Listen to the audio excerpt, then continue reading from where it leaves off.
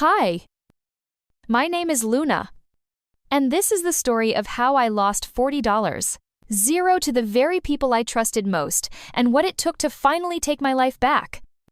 It started on a Tuesday morning in November. Portland was cold and gray. The kind of chill that made you want to stay wrapped in blankets and silence.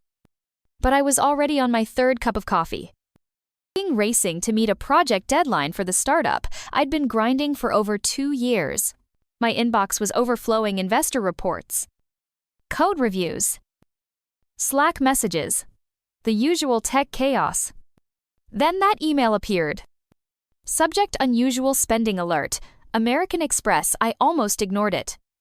Thought it was spam. But something about the number in the preview line, $7, 200 pulled me in like gravity. I clicked. A charge of $7, 200 has been made at the Bellagio Hotel and Casino, Las Vegas. NV. What? I froze. I hadn't booked anything. I hadn't even been to Vegas since college. My heart started thumping in my ears. I scrolled down the list. San 100 private helicopter tour over Grand Canyon, $1. 800 Gordon Ramsay steakhouse. $950 spa treatment. Bellagio 200 VIP bottle service. Omnia nightclub 1. 500 designer boutique Chanel. The charges totaled over $40. Ling. I thought it was fraud. That's the first thing that crossed my mind. Some hacker. Some cybercriminal. Someone pretending to be me. But then I saw the names on the booking confirmation: Deborah Carter, Jake Carter, Morgan Carter, my mom, my younger brother, my older sister. I literally dropped my phone. Let me back up.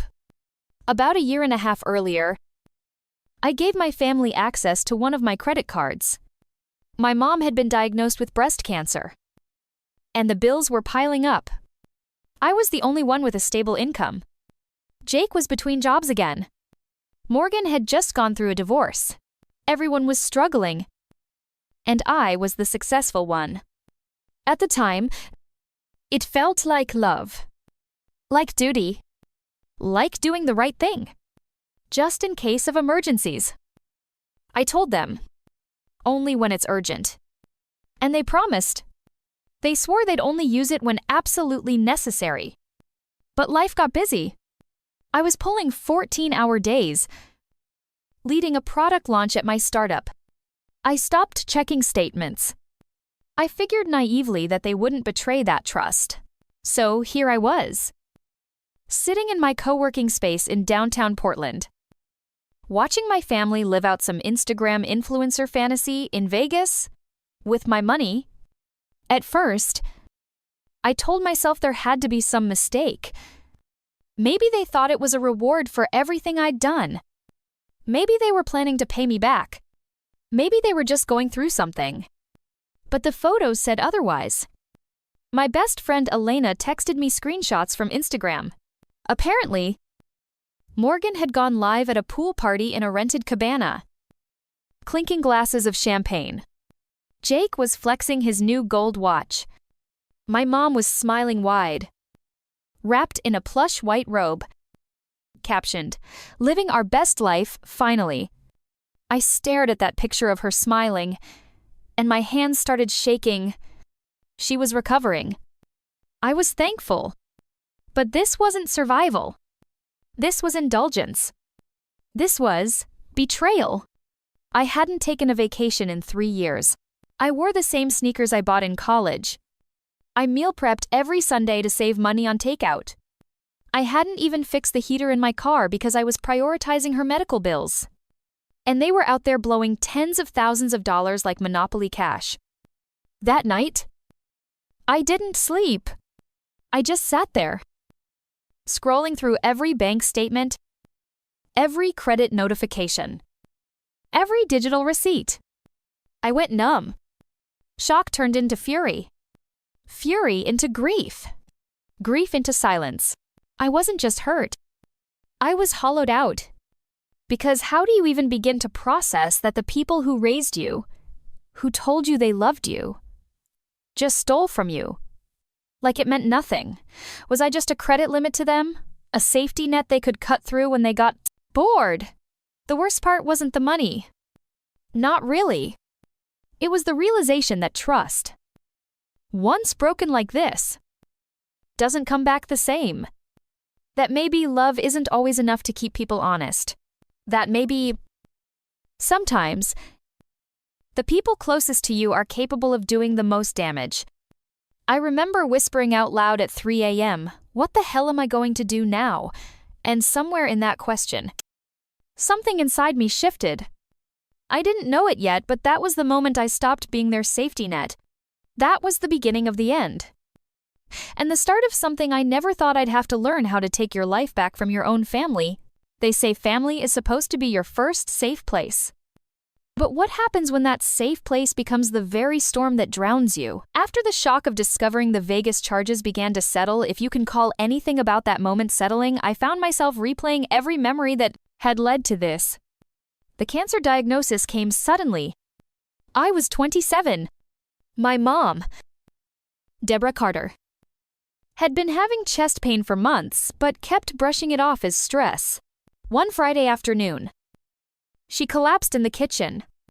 Stage 2, breast cancer. The kind of news that hits you like a truck, even when you think you're ready. We scrambled. Jake was broke again, driving for Uber part-time. Morgan was drowning in legal bills from her messy divorce. My dad long gone. Hadn't heard from him since I was 12. So it fell on me. The one who made it. The one who had a tech job, a 401k, and decent health insurance. It was never even a question. I moved back in for a few weeks to help.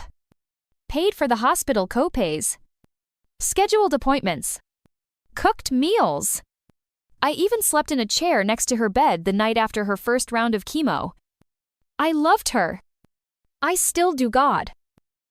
Even now. I'm not sure that part will ever go away. One night, while going through mail on the kitchen counter, I noticed a few overdue bills. Utilities, pharmacy charges, some hospital invoices that hadn't been covered. I opened my wallet and handed her my Amex. "Just use this if you need anything urgent." I told her, "We'll figure it out later." She hesitated. "I don't want to be a burden." "Baby, you're not," I said. "You're my mother." That sentence haunts me now. Because that's when it started. That exact moment. That swipe of the card. That open door. At first, it really was just the basics. Medications. A portable heater for her room. Groceries. A lift ride to chemo when I was stuck in meetings. I didn't even think twice. But slowly, almost too slowly, to notice things started shifting. There were Target charges that didn't make sense. Spa products. Makeup kits. 600 Vitamixblender. I asked her about them once. Gently. She laughed. Said she was trying to keep her spirits up, and that the doctor said emotional health mattered too.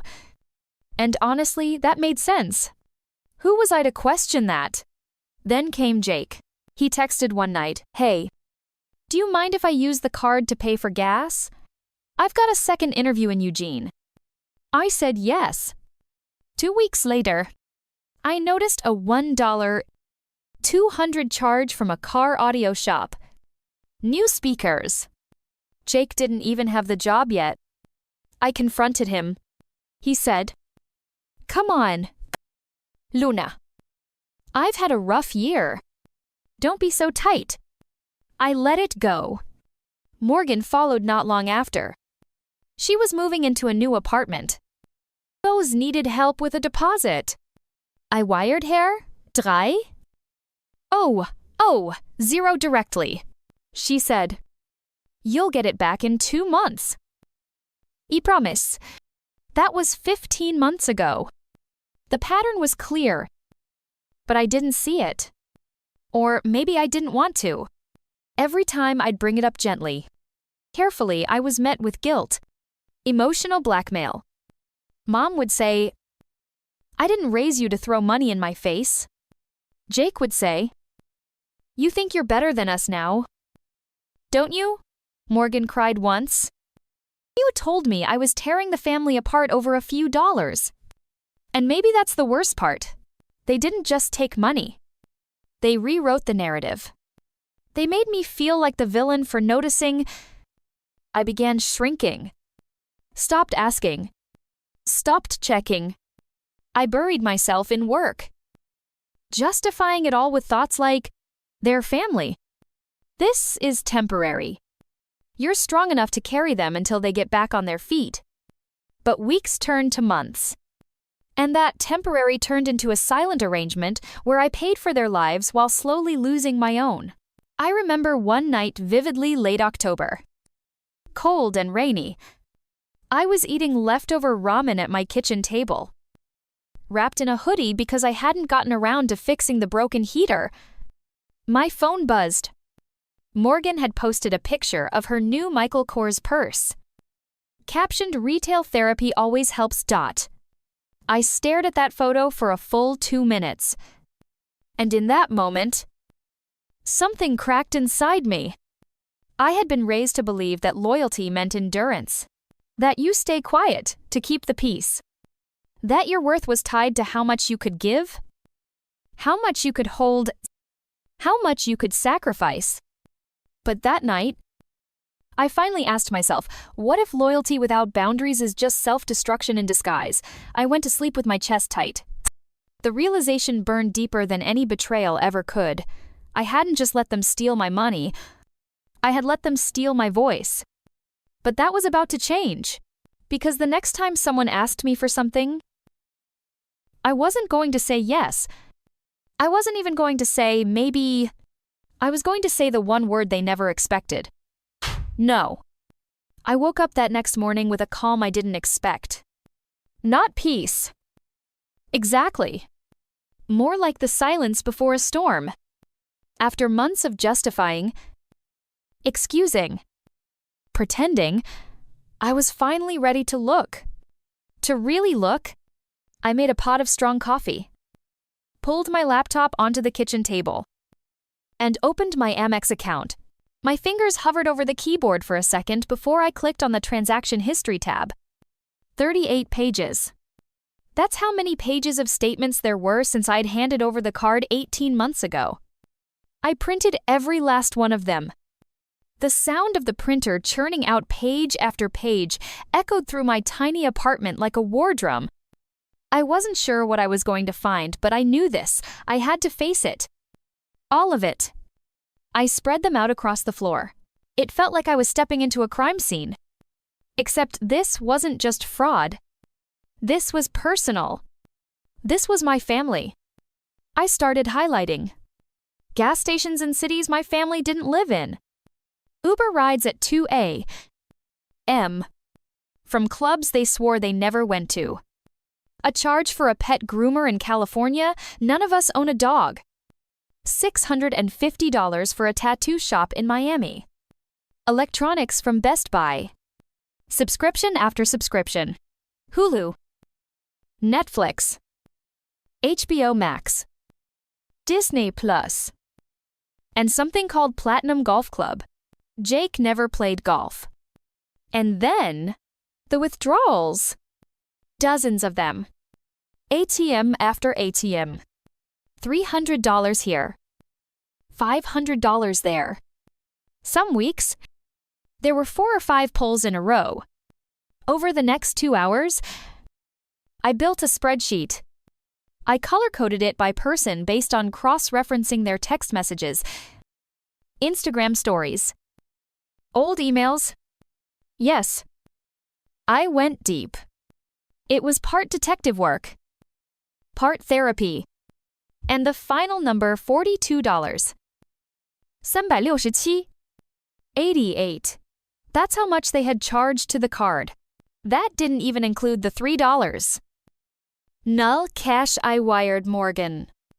or the utilities I paid, or the groceries, or the endless Lyft rides and emergency Amazon orders. This was just the tip of the iceberg. I sat back against the wall, staring at the numbers, and I cried, not because of the money, but because every single dollar felt like a piece of myself I had given and never gotten back. That weekend, I made 3 phone calls. The first was to American Express. I explained everything. The rep's tone shifted when I said the fraud was committed by family. "I'm so sorry," she said softly, as if she'd seen this before. I filed a claim and froze the account. The second call was to a therapist. I'd avoided therapy for years. I thought if I was tough enough, I didn't need it. But now I needed someone who didn't share my DNA to help me untangle the wreckage inside my heart. The third was to a lawyer. I found her on a local legal aid site. Her name was Shannon Beckett. And when I explained my situation, she didn't blink. "This is financial abuse," she said flatly. "And you're not the first." Something about those words hit like a lightning bolt. Financial abuse. I had never considered that term. Abuse sounded violent, physical. But what Shannon described, that was exactly what I'd been through. "They've created a pattern of dependency," she continued. "Emotional manipulation tied to your money. They weaponized your love. This isn't just unethical, it may be criminal." For the first time in months, I exhaled. She asked me to email all the documentation I had. The spreadsheets, screenshots, bank statements, every receipt I could dig up. I sent it that night. It felt like sending off pieces of my life, but in the best way possible. Like handing the wreckage to someone who knew how to rebuild. Shannon's next email came the following Tuesday. "You have a case. Let's talk options." That sentence changed everything. Over the next few weeks, I began building my own boundaries. Not just legal ones, emotional ones. I blocked Morgan on Instagram. I muted Jake's texts. I told my mom, kindly but clearly, that I wouldn't be coming by for Thanksgiving. The silence was deafening. They called, they texted, left voicemails. Morgan even showed up at my office once. Mascara streaked and furious. "You're tearing the family apart," she hissed. All over some damn credit card. I didn't even flinch. Because I knew now this wasn't about a card. It was about respect. It was about consent. It was about finally saying no to being their ATM. Their therapist. Their emotional punching bag. In therapy, I started calling it what it was. A slow erosion of identity. Every time I said yes when I wanted to say no, a little part of me disappeared. No more. By December, Shannon had drafted a formal demand letter. We weren't pressing criminal charges yet, but she made it clear, pay back a portion. Or we take this to court. My mother's response, she sent me a handwritten note, "You'll regret this one day." Family doesn't sue family. I kept the letter. Framed it. Even, not as a reminder of guilt, but as a reminder that choosing myself was never a betrayal. By the end of that month, I had done something I never thought I could. I started over. No more shared accounts.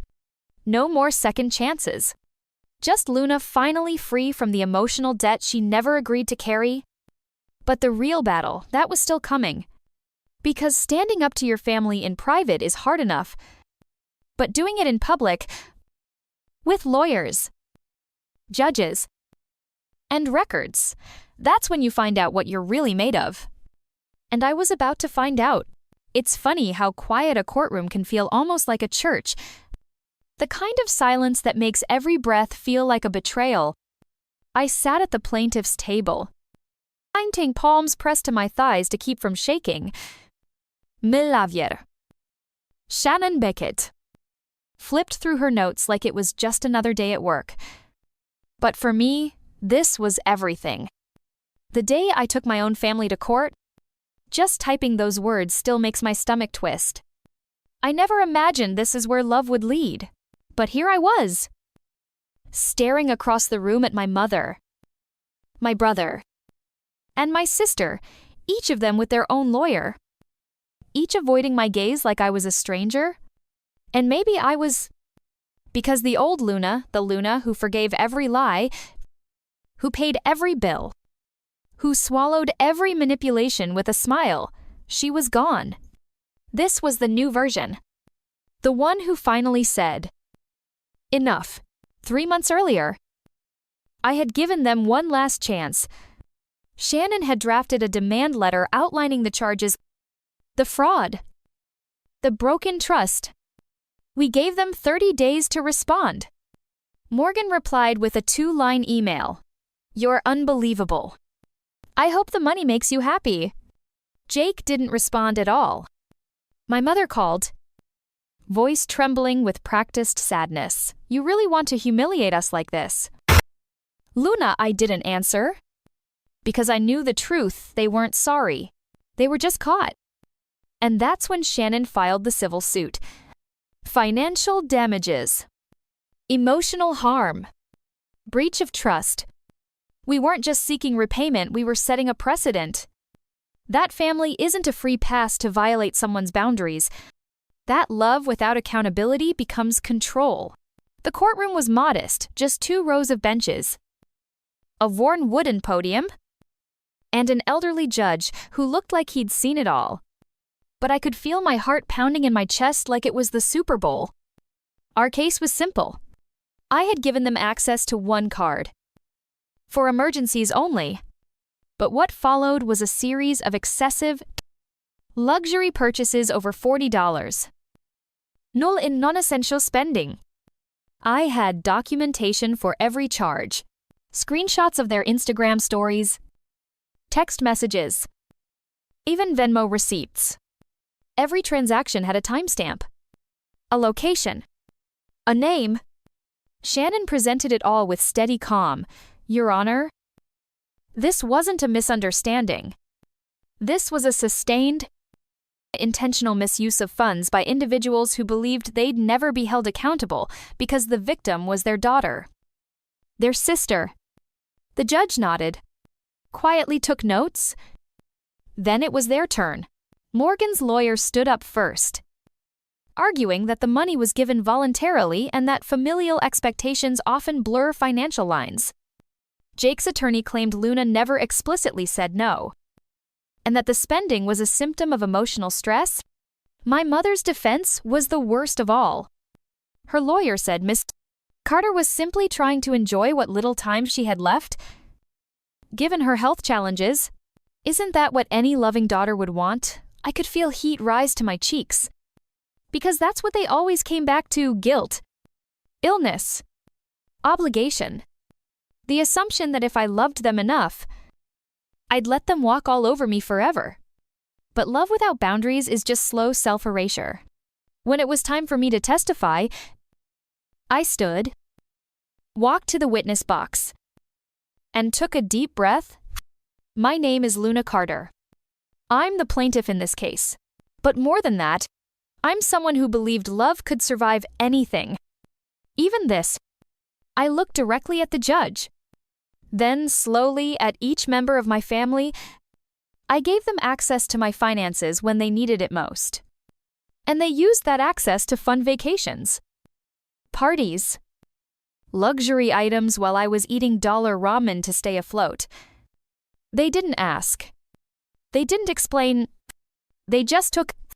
I paused, fighting back the lump in my throat. I didn't bring this case out of revenge.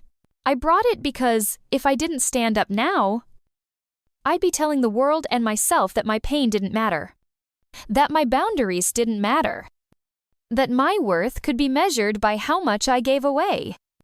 I won't teach myself that anymore. There was silence. Not dramatic, just deep, real. Even the judge looked up, he watching me with eyes that softened just a little. After closing arguments, The judge requested a recess before delivering his ruling. I walked outside. The courthouse steps slick with light rain. Shannon handed me a protein bar and said quietly, "You were brave in there." I didn't feel brave. I felt broken. But I also felt something else. Something I hadn't felt in a long time. Clear. No matter how the verdict landed, I had spoken my truth. I had reclaimed my voice in front of the very people who once made me feel invisible. That, to me, already felt like a kind of justice. An hour later, we were called back in. The judge took his seat and cleared his throat. This court finds that there was a sustained misuse of the plaintiff's financial assets under the presumption of trust, based on the documentation provided and the testimony heard. This court rules in favor of the plaintiff. The defendants are jointly liable for restitution in the amount of $38 p% and citation AT8. Wu Bei. He paused, then looked at me directly.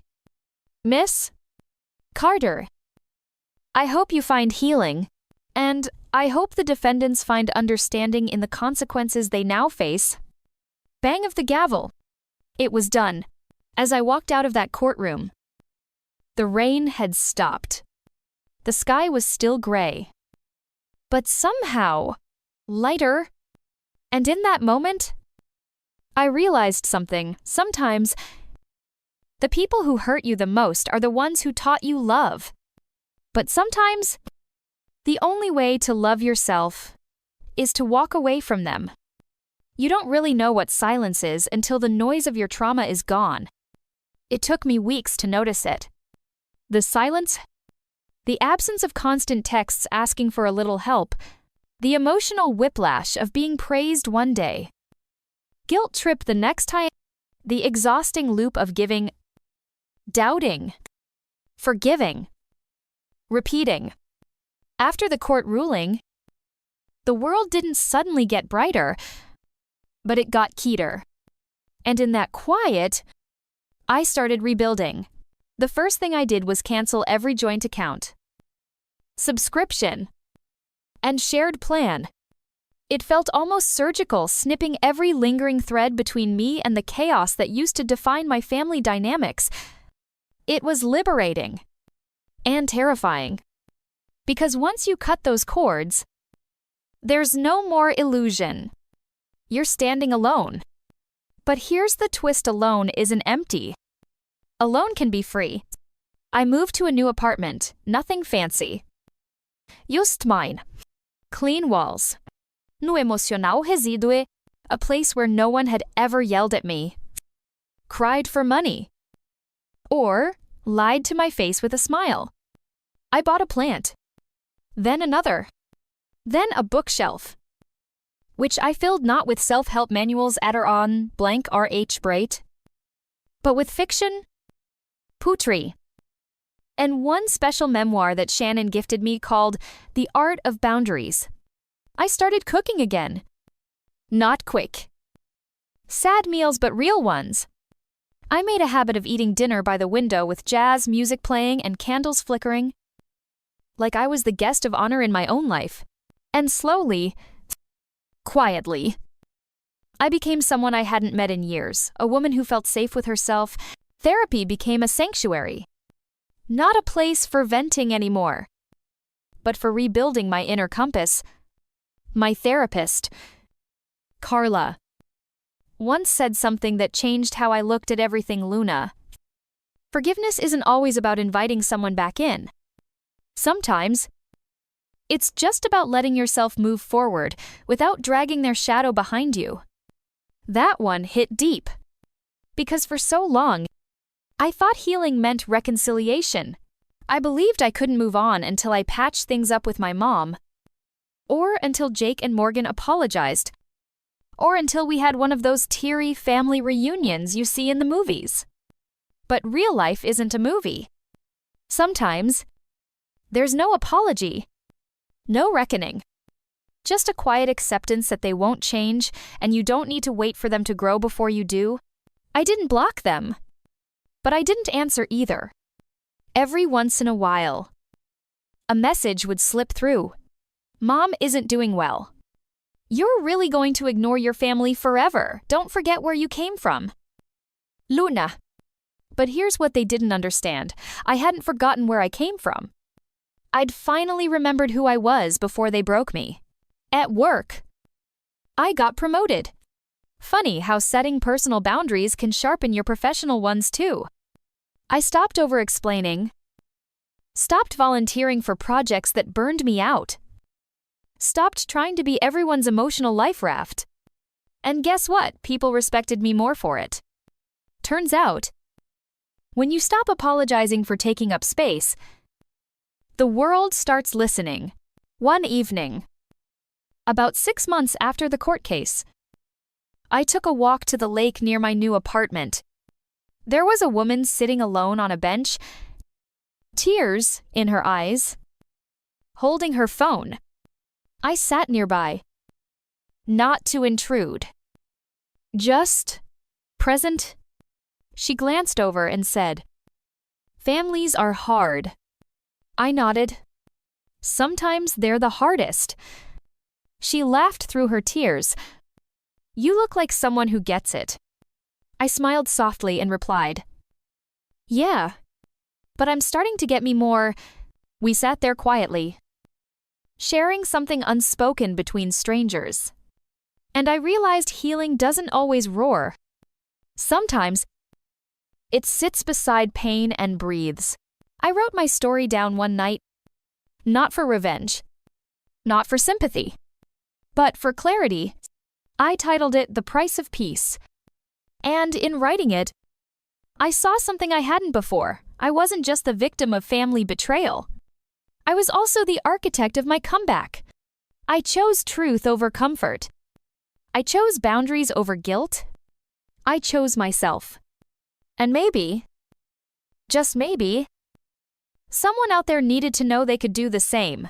People ask me now, would you ever forgive them? And the honest answer I already have. But I forgave them for me. Not for them. Because forgiveness isn't a key to the door of your life. It's the lock you change, so no one with bad intentions ever walks in again. I'll always love parts of who they were before the lies. Before the entitlement. Before the withdrawals. But that love no longer has to cost me my peace. So here I am, living in a small apartment with too many books and too many plants. Laughing more. Crying less. Sleeping deeper. Trusting slower but more wisely. And if you're wondering whether it's worth it to stand up for yourself, even when the people you love try to make you feel like the villain, let me say this. Yes. 1,000 times. Yes. Because peace is not the absence of pain, it's the presence of self-respect. And once you taste that, you'll never settle for anything less again. They say time heals all wounds. But I've learned something different. Time doesn't heal. Intention does. You have to choose healing over and over again. You have to do the work. And sometimes, the work becomes your mission. It started with a journal post. A private one. Late one night, I typed out the full arc of my story from the moment I gave my mom that credit card to the day the judge banged the gavel in my favor. I didn't plan to share it with anyone. It was just for me. But something happened as I reread my words.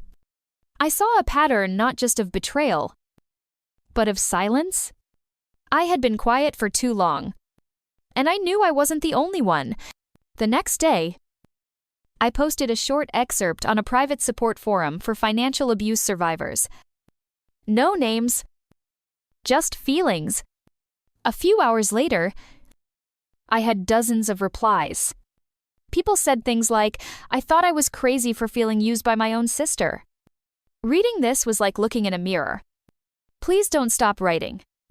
That night, I cried. But for the first time, they weren't tears of grief. They were tears of recognition. Over the next few months, I started writing consistently. Short stories. Posts. Reflections. I shared on Reddit, Medium, and eventually my own blog. I called it Boundaries and Grace. The tagline, where loving others doesn't mean losing yourself. The audience grew faster than I expected. People weren't just reading, they were opening up, sharing their own stories, asking questions, sending emails at 2 a.m. with subject lines like, how do I say no to my mom, or is it wrong to cut off a sibling? I wasn't a therapist. I wasn't a guru. But I was real. And in a world drowning in polished perfection, maybe that's what people were hungry for. One day, I received a message from a woman named Erin. She had been financially supporting her adult son, who had addiction issues. She had drained her savings, sold her car, and was living with her sister at age 59. I feel ashamed for letting it get this far. She wrote, I feel like I'm no longer a mother. Just a wallet with a heartbeat. That sentence broke something in me. And rebuilt something too. I replied with the most honest thing I could say, you are allowed to protect yourself. Love isn't sacrifice without limits. Love with boundaries is still love. She wrote back a week later. She'd told her son no for the first time in 10 years. She said she cried. He yelled. And then she felt something lift off her chest. I slept for 8 hours. She said, I hadn't done that in years. That one message became a ripple. I started offering one-on-one peer sessions, not therapy. Just listening. Coaching. Boundaries support. I created downloadable guides with scripts like how to say no without guilt, what to do when family uses illness as a weapon, how to rebuild when trust is broken at home. People downloaded them by the thousands. I hosted free Zoom sessions every month under a program I called the Reclaim Circle. At first, just 10 people showed up. Then 30. Then 100. Then I had to cap the calls. One woman whispered during a session, this is the first time in my life I've said out loud that my mom manipulated me. The chat box filled with hearts. Eventually, a nonprofit reached out. They were building a resource center for adult children dealing with covert emotional abuse. They asked me to speak at their virtual summit. Me, Luna Carter, the girl who once sat in a silent courtroom, praying for the courage to speak. Now I was speaking to thousands, not because I was fearless, but because I had learned to speak through the fear. People always ask me, would you go back and change what happened? And the answer is complicated. I wouldn't wish that kind of betrayal on anyone. The ache. The isolation. The identity crisis. But would I undo it? Knowing where it led me, knowing that my story helped someone say no for the first time, knowing that a woman halfway across the world decided not to co-sign her brother's loan after reading my blog, knowing that a 16-year-old girl bookmarked my article to read when she needed courage to set her first boundary. No, I wouldn't change it. Because this pain grew roots, and from it, something honest bloomed. I'm not done healing. That's the truth. Some days I still flinch at the sound of my sister's ringtone. Some nights I dream I'm back at that dinner table, handing over my credit card. But now I wake up with a different story in my chest. One where I'm not the victim. One where I'm not just the survivor. One where I'm the author. And that, my friend, is the most powerful rewrite of all. It came in the form of a letter. Not an email. Not a voicemail. Not a text. A real letter handwritten in blue ink on lined paper. Folded into thirds. No return address. It was from my mother. She hadn't reached out in nearly a year. After the lawsuit, she vanished into silence. Not a word after the court ruling. No attempt to apologize. No birthdays. No holidays. Just absence. And now this? I stared at the envelope for 3 days before opening it. Not because I was afraid of what she'd say, but because I was afraid of what I might feel. Would it be guilt, rage, sadness? That dangerous hope that maybe, just maybe, this would be the moment I'd waited for. I opened it on a quiet Sunday morning. Sitting by the window with a cup of coffee and the soft hum of Miles Davis in the background. It began like this, Luna. I've been thinking of writing you for a long time. I didn't know if you'd read it. But I need to say a few things. There was no "I'm sorry" in the first paragraph. Or the second. Instead, it was more of the same language I had learned to decipher carefully wrapped guilt. Subtle manipulation. You've always been the strong one. I guess I relied too much on that. Families hurt each other sometimes. That doesn't mean we stop being family. Jake misses you. Morgan too. We all do. You didn't have to make it so public. And then, toward the end, a line that froze me, I still believe. Deep down. You want to come back? Come back to what? I set the letter down. Not in anger. Not even disappointment. Just clarity. She didn't get it. Maybe she never would. And that's when it hit me like a quiet thunder. Forgiveness doesn't require understanding. I used to think that healing meant fixing what was broken. That it required both parties to show up. To be honest, to apologize. But life had taught me something gentler. Something harder. Something truer. Healing is about making peace with what you'll never get. Sometimes the people who hurt you will never say sorry. Sometimes they will rewrite the past to protect themselves. Sometimes they'll pretend it wasn't that bad. And you forgive them anyway. But not to let them back in. You forgive them to set yourself free. That night, I wrote my mother back. A short letter. No bitterness. No blame. Mom, I received your letter. I hope you're well. I've chosen to heal in a way that doesn't involve returning to the past. I wish you peace. I didn't sign it, love. Luna. Because love isn't always the healthiest ribbon to tie around a bleeding memory. Sometimes, peace is the better gift. People often ask, do you think people like that ever really change? And my answer is always the same. They might, but that's no longer my responsibility to find out. It's okay to release someone before they become who you hoped they'd be. It's okay to honor who they were without accepting who they are now. It's okay to say, I forgive you, and still walk away. Weeks passed. Then months. The letter stayed in a drawer for a while until I took it out and burned it in a quiet backyard ceremony with 2 close friends. We didn't say anything grand. Just watch the paper curl and dissolve into flame. And as the smoke drifted into the sky, I whispered, this isn't closure. It's continuation. Because my story didn't end when my family left. It didn't end in court. And it doesn't end with a letter.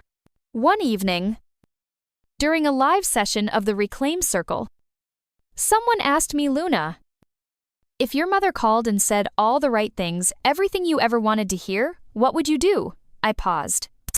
Then said I'd listen. With an open heart, but I wouldn't give her the keys to my peace. That door locked for a reason. I rebuilt what was behind it. They nodded. And I saw it in their eyes, that quiet recognition, that permission to protect their own healing. Forgiveness doesn't always mean reunion. Sometimes, it means blessing the past as it walks away.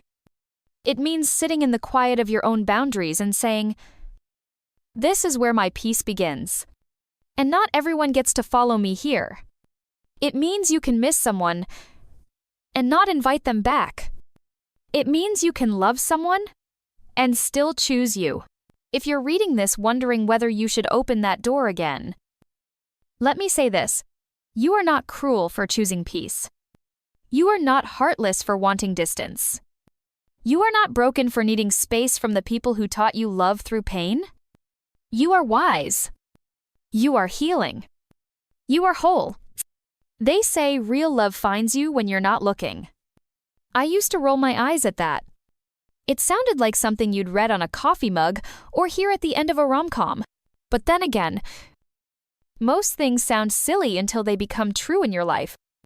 And for me, it happened on a rainy Tuesday.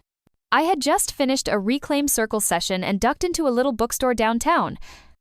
The rain had started coming down harder, and I needed shelter. Plus, I had always believed that books find you when you need them most. So there I was. Hair damp. Tote bag slung over my shoulder. Scanning the shelves in the memoir section. That's when I heard a voice behind me. You're Luna Carter. Right? I turned. He had a kind face. Not flashy. Not polished. Just warm. The kind of presence that didn't demand space but gently shared it. Yeah, I said slowly. I am. Do we know each other? He smiled. I watched your talk last month. The one about boundaries and letting go without bitterness. It hit home. I nodded. Slightly caught off guard, but strangely comfortable. His name was Michael. He was a social worker who volunteered at a shelter for young adults transitioning out of the foster system. We stood in the aisle talking for almost an hour about grief. Growth. And that one book we both loved, The Gifts of Imperfection by Brené Brown. We met again 2 weeks later. For coffee, then for a walk, then for dinner. But it wasn't the frequency of the meetings that mattered. It was the way I felt after them. Safe. Unrushed. Unedited. He never tried to fix me. He never asked for the painful chapters of my life to be shortened or sweetened. In fact, he listened to them the way someone listens to their favorite song without interrupting. Just absorbing, and slowly, I started doing something I hadn't done in years. I let someone in, but this wasn't like before. Before, I used to shrink myself to fit into people's expectations. I made myself smaller, quieter, more agreeable. I turned down my light to make others feel comfortable in their shadows. Not with Michael. With him. I stayed whole, and he met me there. One night, we sat on the roof of his building, watching the city flicker below. I told him about my mother's letter. About the silence after the fire. About the ashes I still sometimes ran my fingers through. He didn't offer a fix. He didn't say, "She's still your mom." He simply said, "You deserved more. And I'm proud of the way you protected yourself." That was it. And it was everything. This love wasn't fireworks. It was a steady flame. The kind that warms a room. That you can build a life around. That doesn't go out when you cry or question yourself. He supported my work without asking for credit. He encouraged me to rest when I wanted to overwork. He saw my past not as baggage but as proof of how far I'd come. But I won't lie, I was scared. Not of him. Of losing myself again. So one evening, I told him, if this ever becomes something that costs me my peace, I'll walk. I have to. He didn't flinch.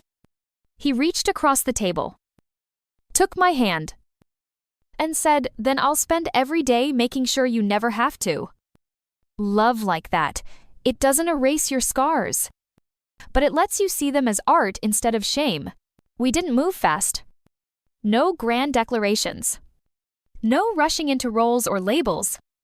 But slowly, our lives started to intertwine: grocery runs, shared playlists, Sunday pancakes, deep conversations about what trust really means when you've had to rebuild it from rubble. And for the first time in years, I saw a future that felt soft instead of sharp. Not perfect, just safe. Someone once asked me, "How do you know it's real?" Here's what I said, because I don't lose myself in it.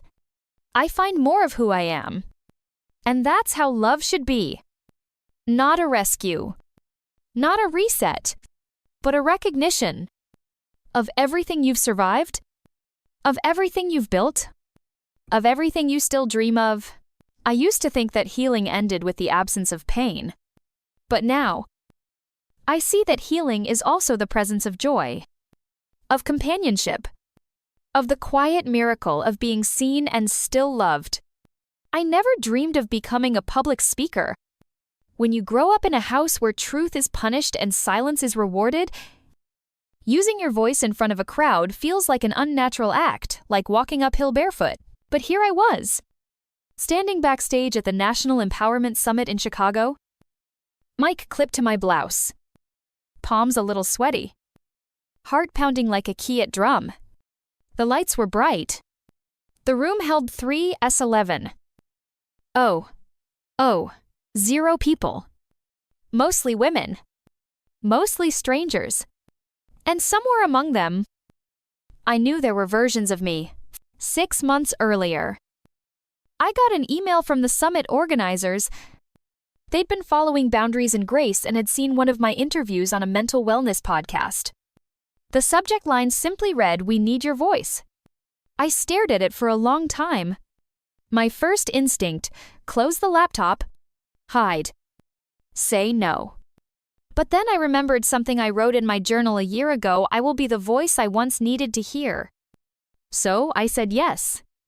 And now, here I was, about to tell the whole messy, painful, wildly beautiful truth to an ocean of faces.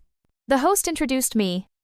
I walked out onto the stage, took a breath that felt 100 years deep, and began, "Hi, I'm Luna Carter. And a few years ago, I lost everything except myself. And honestly, even that felt like a maybe at the time." There was a soft laugh in the audience. Not because it was funny, but because it was familiar. I told them about the credit card, the betrayal, the courtroom. But more than the events, I told them about the feelings. The night I cried on my kitchen floor, surrounded by unopened bills. The shame that wrapped around me like a second skin. The way silence felt safer than truth. Then I told them about the shift. The day I chose to tell the story anyway. Not to punish anyone. Not to burn bridges. But to light a path for someone else stuck in the dark. At one point in the talk, I asked how many of you have ever felt guilty for protecting yourself. A sea of hands rose into the air. Some trembling. Some défiant. Some hesitant, as if saying, "Can I really admit that out loud?" And I said what I wish someone had told me long ago: you don't owe your peace to anyone who demands it as payment for their love. That's when I saw it. The silent tears. The nods. The soft exhales of relief. I ended my talk with this: healing isn't loud. It's not always a big reveal or a dramatic moment. Sometimes, it's a quiet boundary. A small no. A whispered, "I matter too." And sometimes, it's standing on a stage like this, telling the world you can lose everything and still come home to yourself. The applause didn't feel like noise. It felt like solidarity. Backstage, I sat alone for a moment. Not to process the event, but to feel the full weight of what just happened. A version of me from 3 years ago wouldn't recognize this moment. But she'd be proud. She'd see a woman no longer afraid to take up space, not because she's fearless, but because she finally knows her truth is worthy of being heard. Later that afternoon, a young woman approached me during the Q&A. She couldn't have been older than 22. She held her phone tight like it was an anchor. Her voice shook a little when she said, "I haven't spoken to my dad in 2 years. He controlled everything: my money, my schedule, even my voice. Hearing your story today, it felt like oxygen. I think I'm ready to start writing mine." I looked her in the eyes and said the only thing I could then write it. Not for revenge. Not even for closure. Write it because your story is already powerful even in whispers. She cried. I hugged her. We didn't need more words. Some connections are forged in truth. And that's stronger than blood. That night, as I boarded my flight home, I looked out the window at the lights below. Tiny. Scattered. Glowing. Kind of like people. Each with a story. Each with pain. Each with light. And for the first time in my life, I felt something deeper than peace. I felt purpose. You see, some people climb stages to be admired, to be seen. I stepped on that stage so others could see themselves. Because sometimes, all it takes is one voice to say, you're not crazy. You're not dramatic. You're not selfish. You're just finally choosing you. And that, my friend, is the loudest, bravest thing of all. There's no music playing. No slow motion montage. No final kiss in the rain. Just me sitting on the back porch of my little home in Asheville, North Carolina, a warm cup of tea in my hands. Bare feet tucked under a wool blanket. The trees swaying like they've finally exhaled. And for the first time in years, I don't feel like I'm surviving my life. I'm living it. It's funny how healing doesn't come all at once. It comes in moments, like the first time I laughed without flinching, the morning I woke up and didn't check my bank account with dread, the quiet Tuesday when I said, I'm proud of you, to my own reflection in the mirror. There was no aha moment that saved me, but there were thousands of tiny choices that built something stronger than salvation. They built me. After the summit in Chicago, my story spread. Not because it was viral, not because it was perfect, but because it was honest. Emails came in from women across the country. A nurse in Oklahoma who finally said no to her toxic sister. A single mom in Detroit who stopped apologizing for setting rules with her own parents. A college student in Maine who sent me a voice note I thought I was the only one. I wasn't a guru. I wasn't a savior. I was just a mirror, and sometimes, the most powerful thing you can do is reflect back someone's worth until they see it themselves. That's how the Hearth Project was born. A nonprofit focused on emotional resilience and financial literacy for women recovering from family trauma. Not just therapy and budgeting, but storytelling and just tenor. Community dinners.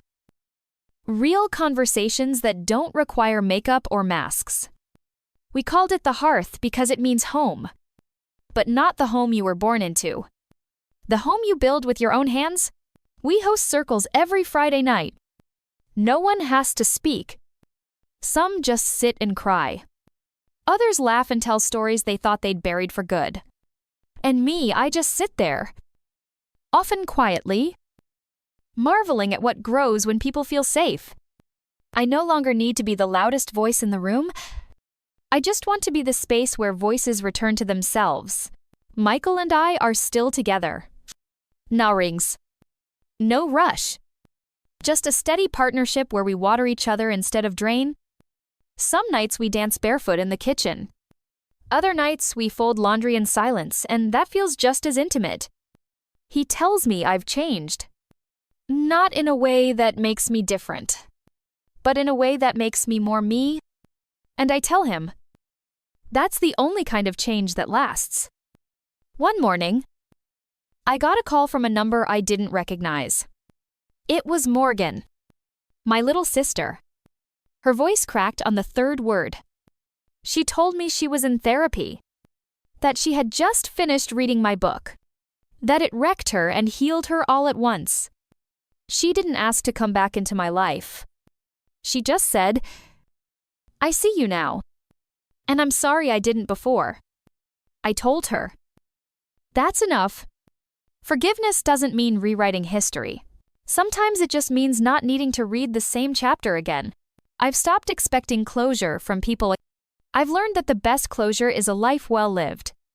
One where peace isn't borrowed, it's owned. One where joy isn't a performance, it's personal. So here I am. No spotlight. No crowd. Just a woman. A porch. A teacup. And a world she rebuilt from the ruins. I still have scars. I still flinch when I hear certain phrases. I still feel a lump in my throat when I pass by courthouse steps. But none of that defines me. Because my story isn't about what happened to me. It's about who I became anyway. And maybe that's the real fairy tale. Not the glass slipper. Not the prince. Not the happily ever after. But the woman who rescued herself. Who built her own castle out of bricks thrown at her. And who turned every broken piece into art? So, to anyone listening, anyone rebuilding from betrayal, anyone carrying a family name that feels more like a burden than a blessing, anyone wondering if they'll ever be okay? Let me say this, you are not too late. You are not too broken. And you are not alone. One breath at a time. One boundary at a time. One brave little yes to yourself at a time. You will come home. And not to the one that hurt you, but to the one you built with truth, grace, grit, and love. Because home isn't where you came from.